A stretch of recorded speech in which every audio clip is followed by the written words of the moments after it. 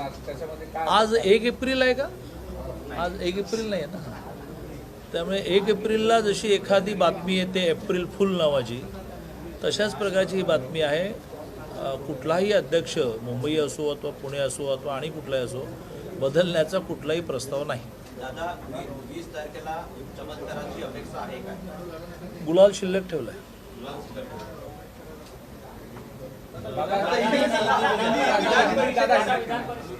परिषदेसाठी जवळपास 13 मतं 123 आता भाजपची धरली तर अजून 13 मतं पाचव्या उमेदवाराला कमी पडत आहेत. या सगळ्यांची जुळवाजुळव होऊन भाजपचा पाचवा उमेदवार निवडून येण्याची शक्यता किती? म्हणून म्हटलं ना की राज्यसभेचा गुलाल कंजूस मारवाडी मी असल्यामुळे दोन्हीकडे वापरा म्हणून शिल्लक ठेवलाय डोक्यात. मतांची जुळवणी फार करावी लागणार आहे, पक्षांची साथ लागणार आहे. गुप्त मतदान जरी असतं ते काठावरचं गणित नक्की आहे. काठावरचं गणित नाही आहे. वी आर डॅम कॉन्फिडंट की आम्ही 5वी जागा ही चांगल्या मार्जिनने जिंकणार आहोत. आणि जो भूकंप माननीय देवेंद्रजींच्या नेतृत्वाखाली राज्यसभा निवडणुकीत आम्ही केला तोच भूकंप आताही होईल. वक्तव्यानंतर अपक्ष आमदार नाराज झाले. आजही अपक्ष आमदार म्हणतात आमची नाराजी कायम असणार आहे. तर या नाराज अपक्ष आमदारांना संवाद तुम्ही साधताय का? पुन्हा एकदा तसा चमत्कार घडेल का? मी म्हटलं ना आता की राज्यसभा निवडणुकीमध्ये माननीय देवेंद्रजींच्या नेतृत्वाखाली असा बॉम्बस्फोट झाला की जो कळलाच नाही. तसंच विधान परिषद निवडणुकीमध्ये सुद्धा त्याच्यापेक्षाही जास्त मोठा विजय नक्की मिळेल. अजितदादा यांना बोलण्याची संधी मिळाली नाही पुण्यामध्ये पंतप्रधानांच्या कार्यक्रमामध्ये, त्यामुळे राष्ट्रवादी अजूनही आक्रमक आहे. सुप्रियाताई सुळे बोलतात. असं जर खरंच असतं तर अजितदादा एकदा तरी बोलले असते. मी स्वतः बसण्याची रचना अशी होती की माननीय मोदीजी, म्हणजे पलीकडे देवेंद्रजी, माननीय मोदीजी, अजितदादा आणि मी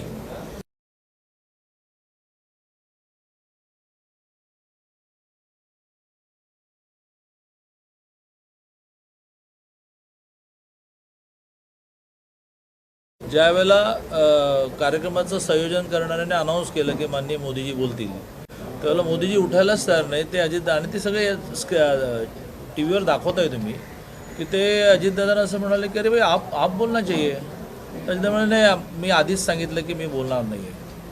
आणि तो सगळा प्रसंग आपल्याला टी व्हीवर पाहायला मिळतो. आणि मी अगदी शेजारी होतो, म्हणजे असंही नाही की IQ काही आहे. आणि त्यामुळे स्वतः मोदीजींची इच्छा होती की अजितदादाने बोललं पाहिजे.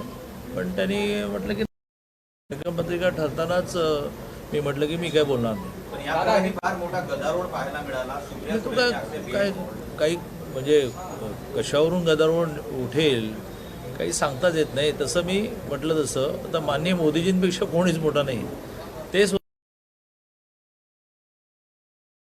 तोंड देखलं म्हणतो तसं बोलायला निघाले आणि म्हणतात असं नाही, ते उठलेच नाहीत.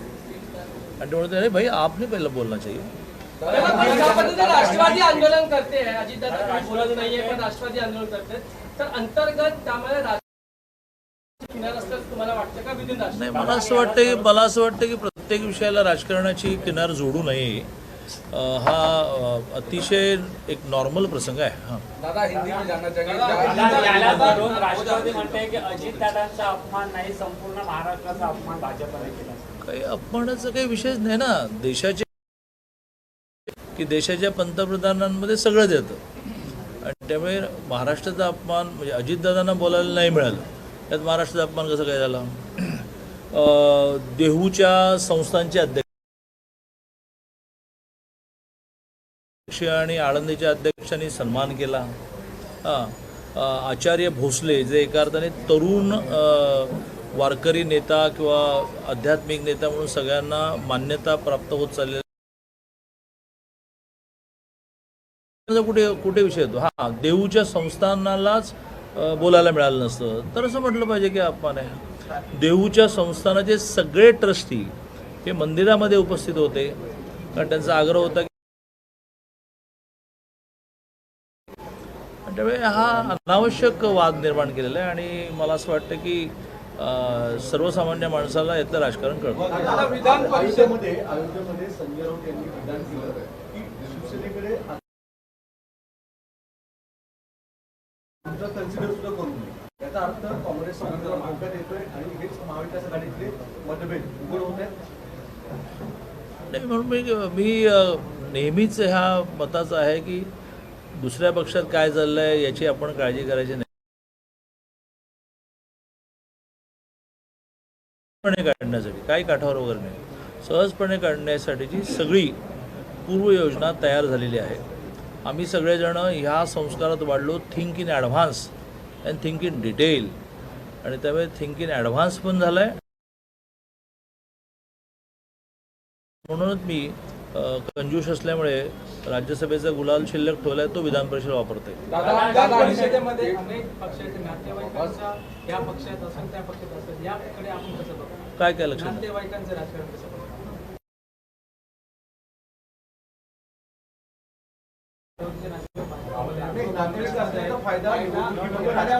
राहुल नार्वेकरांनी नातेवाईक कोणी कुठे असले तरी पक्षाशी निष्ठा असते.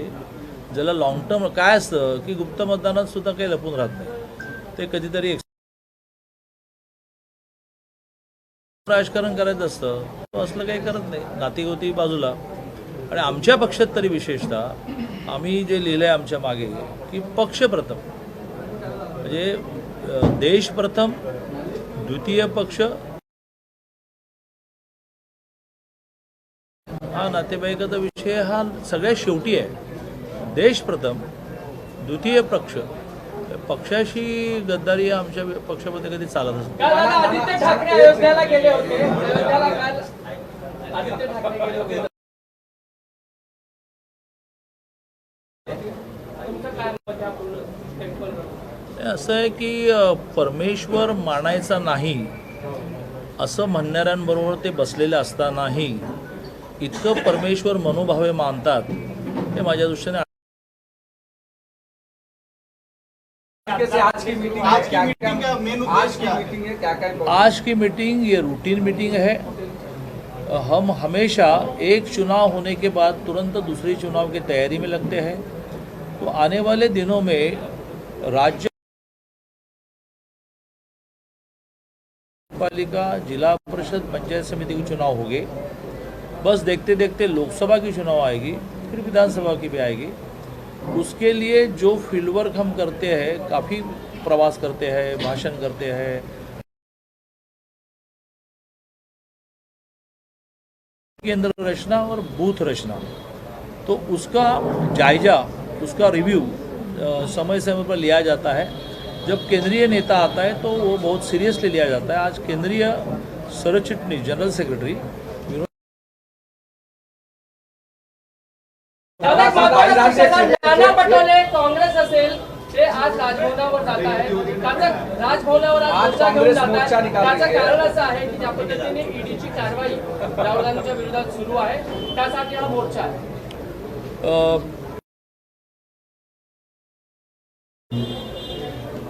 स्वर्गीय बाबासाहेब आंबेडकरांनी लिहिलेल्या घटनेवरच आपण अविश्वास व्यक्त करतो आणि सर्वसामान्य माणसाच्या मनामध्ये अशा प्रकारचा कायदा, सिस्टीम्स याबद्दलचा अनादर निर्माण करतो.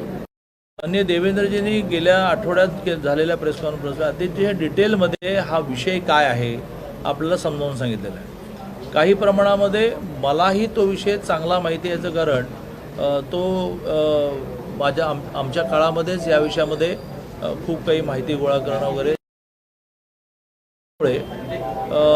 डिटेलमध्ये देवेंद्रजीने जो विषय मांडला आहे त्यातून आपल्याला क्लिअर होईल की चौकशी करण्यासारखं यात आहे. पण आमचं नेहमीच म्हणणं असं आहे की आम्ही चौकशी मागितली आहे का?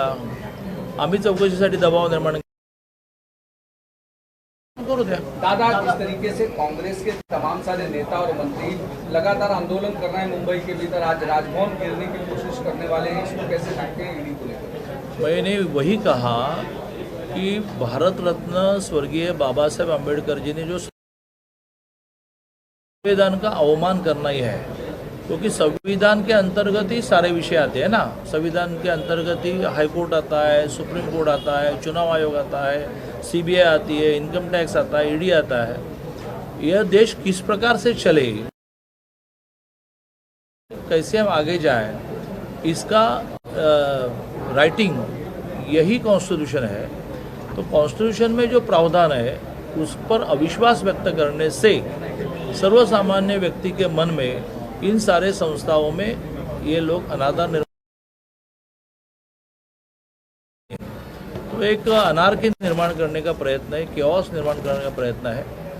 लेकिन उनको लोकशाही में अधिकार है अपना अपना मत व्यक्त करने का, आंदोलन करने का। उस पर मुझे टिप्पणी करने की आवश्यकता नहीं। और जो संस्था है, ईडी हो, सीबीआई हो, वो इतनी स्वायत्त है, उस पर मैंने बोलने की कोई आवश्यकता नहीं। ईडी लगातार जिस तरह से राहुल गांधी को वहाँ पे 4 दिन मिला के रोजाना पूछताछ करती है, यहाँ पे की मंत्री जो अनिल परब है उनमें भी संबंध दिया जाता है।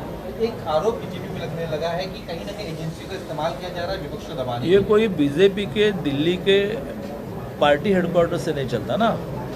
ये सारी एजेंसी स्वायत्त है और वो अपना अपना काम इंडिपेंडेंटली करती है। कोई केंद्र भी उसको प्रेशराइज नहीं कर सकता। चुनाव आयोग को कोई प्रेशराइज कर सकता है क्या? सीबीआई को कोई, इनकम टैक्स को कोई? और यदि आपको लगता है तो अपने कोर्ट में जाना चाहिए। जब जब आप कोर्ट में गए तो आप हारे हैं। और कोर्ट ने ऐसा है कि मैं एक ही उदाहरण देता हूँ, ज़्यादा समय आपका मैं नहीं गंवाना चाहता, लेकिन अनिल देशमुख जी पर सीबीआई की इंक्वायरी कैसी लगी? सीबीआई की इंक्वायरी लगी, जयश्री पाटिल नाम के एडवोकेट ने कोर्ट में ये दाखिल किया कि भाई मैं पुलिस स्टेशन में जाकर कंप्लेंट देने के बाद कुछ नहीं हुआ। तो आपको याद होगा तो 2 घंटे कोर्ट रुका।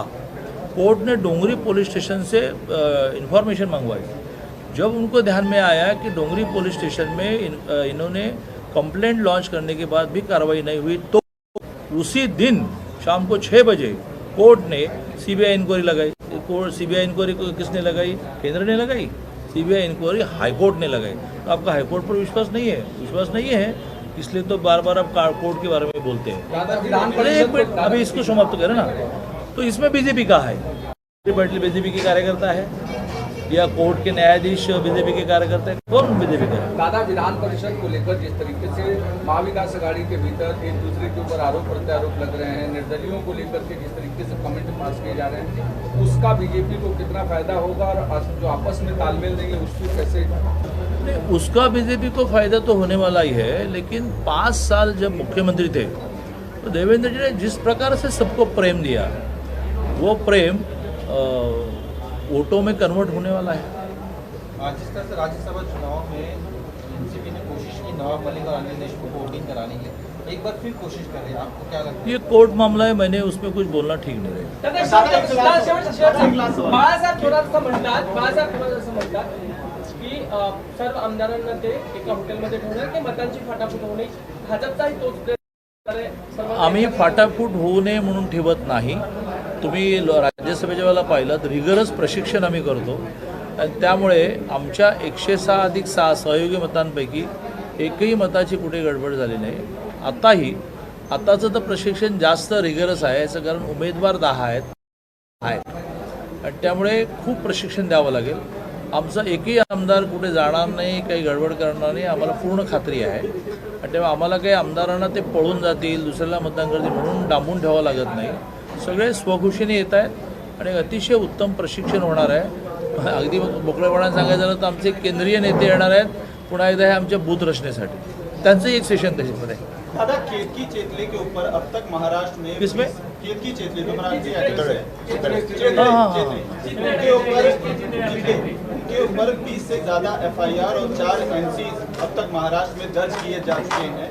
राणा दंपति के लिए जिस तरीके से बीजेपी ने आवाज उठाई, उनका साथ दिया, इस मुद्दे को लेकर बीजेपी क्यों शांत है, ये सवाल उठता है। और अगर जो है इतने सारे एफआईआर दर्ज किए जा रहे हैं तो क्या बीजेपी इनके लिए, इनके पक्ष में भी आवाज उठाएगी भविष्य में?